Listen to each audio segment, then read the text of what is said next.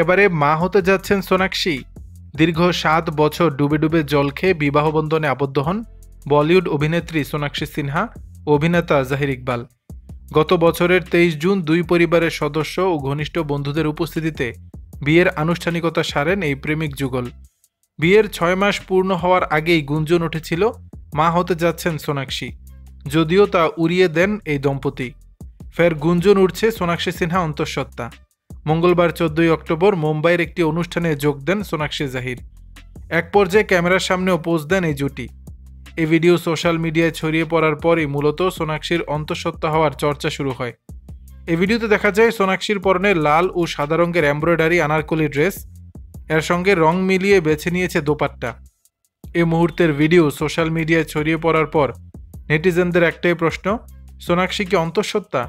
কেউ কেউ বলছেন বেবি আসছে, অনেকে আবার এই দম্পতিকে শুভেচ্ছাও জানিয়েছেন।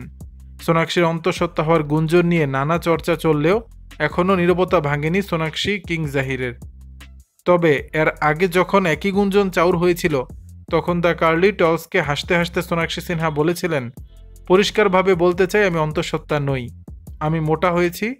সেদিন একজন জাহিরকে অভিনন্দন জানিয়েছে, আমরা কি আমাদের বিবাহিত জীবনকে উপভোগ করব না? 37 বছরের সোনাক্ষী হিন্দু ধর্মের অনুসারী আর 35 বছর বয়সী জাহির ইকবাল মুসলিম। দুজন দুই ধর্মের অনুসারী হওয়ায় বিষয়টি নিয়ে বিয়ের আগেই চর্চা শুরু হয় নেট দুনিয়ায়। দর্শক, বিষয়টি নিয়ে আপনাদের মতামত জানাবেন নিচের কমেন্ট বক্সে।